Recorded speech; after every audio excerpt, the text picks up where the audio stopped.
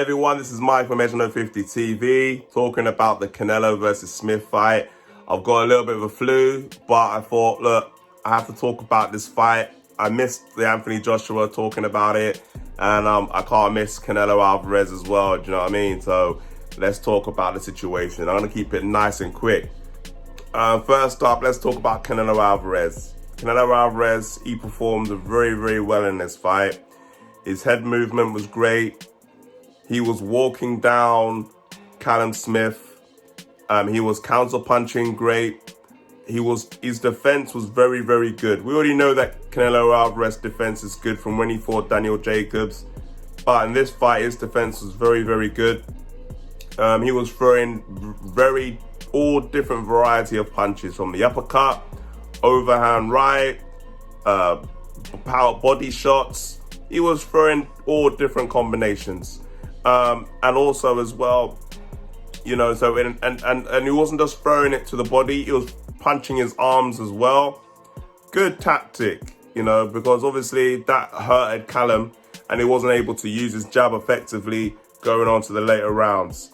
So overall, Canelo's performance was very, very good in that aspect. Callum's power didn't affect him whatsoever. He was continuing to walk down. He was like a train ready to mow down anything in his path. So well done to Canelo. He deserved to win that fight. I had Canelo winning every single round. I mean, the first round, you could say maybe Callum, but after that, it was just a one-way domination. Completely dominated the fight. There was like nothing coming from Callum Smith. It was just a complete domination. So well done to Canelo Alvarez on that performance. Let's go to Callum Smith performance. Like, where shall I start with this? Like, it was just terrible. It was absolutely terrible. People can sugarcoat it all they want. It was a terrible performance. It was not good at all. I do not know if the game plan was to do everything, all your weaknesses, to do all your weaknesses in the fight. I do not know if that was the game plan. Like, he's the taller guy, he's the bigger guy, he's got the longer reach, but Canelo was out jabbing you. If you're into a fight when you're he's over 6'4", you understand this? He's over 6 foot tall, and he's getting out jabbed by Canelo. If you allowing yourself to get out jabbed by Canelo, what are you doing in boxing? You can't allow that to happen. Like, Canelo did what he had to do. We all knew what the game plan from Canelo was from the get.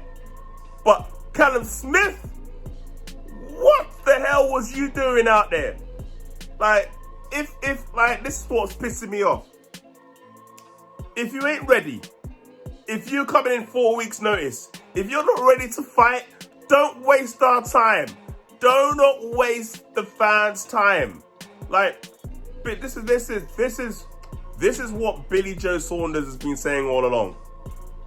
Billy Joe Saunders said, I'm not gonna go and take a fight at 4 weeks notice or 3 weeks notice because I need time to prepare so I can be my best self. And Billy Joe Saunders is right.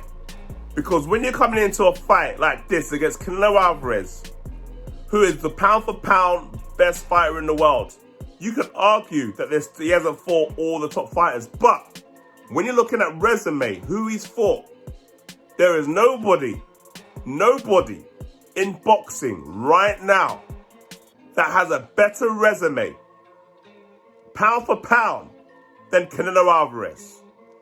No one. People can argue, look, he ain't fought certain fighters.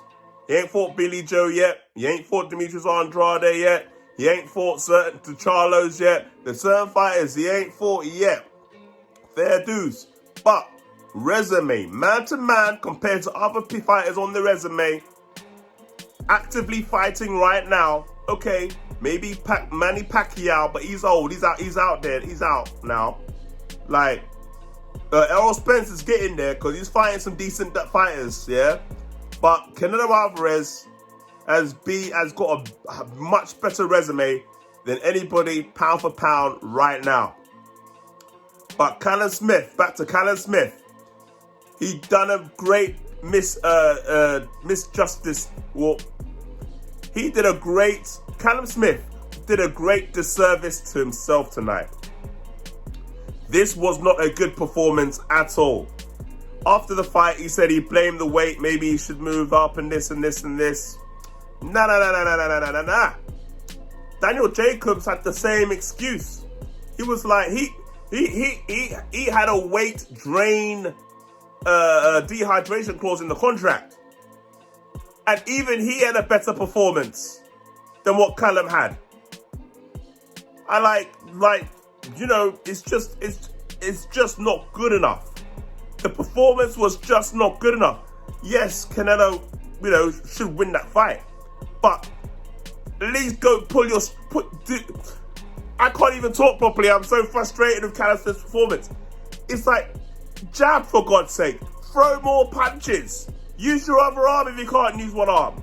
Like, what are you doing? He's fighting, his injury, he's got a bicep injury. It's his own fault. The reason why he's got a bicep injury because he was too busy hanging on the ropes, allowing Canelo to smash you into bits. What the hell was you doing on the ropes? You're the bigger, stronger guy. You need to be mowing him down. It's just not good enough performance at all. I cannot tell you.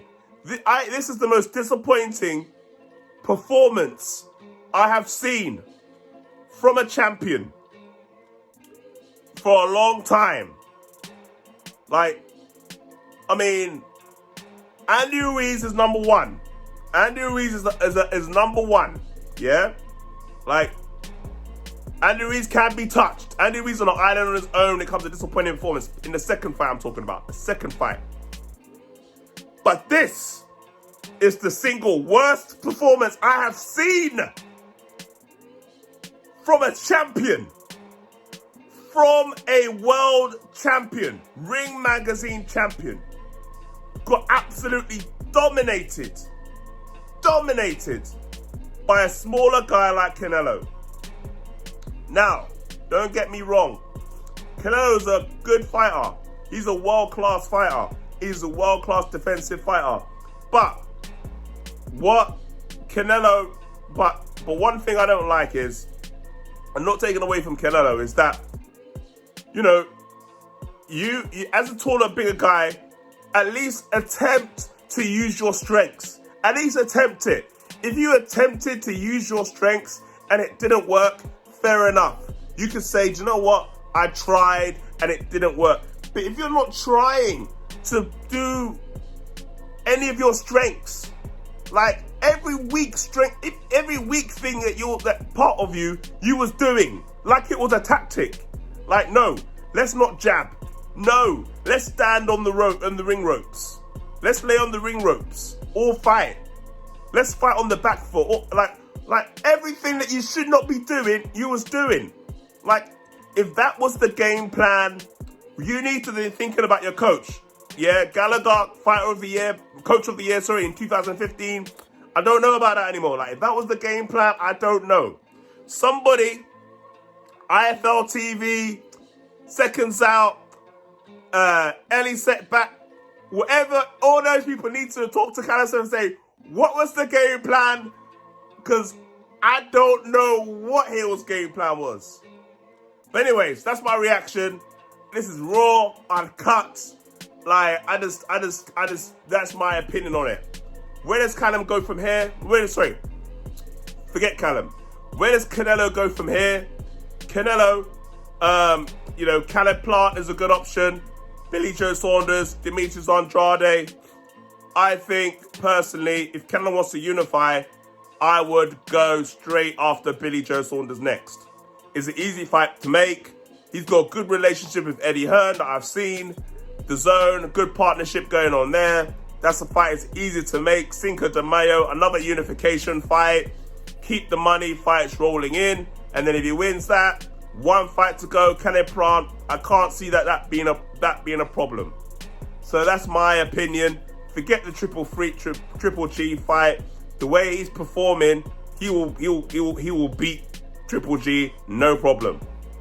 I like to see him fight Demetrius Andrade, but he ain't got a belt at 168, and that fight, unless he moves down, which I don't think is going to happen, I don't think so. What do you guys think? Let me know in the comments. Mike from S150 TV signing out. Anything else you want me to talk about, let me know, because I'm going to talk about it.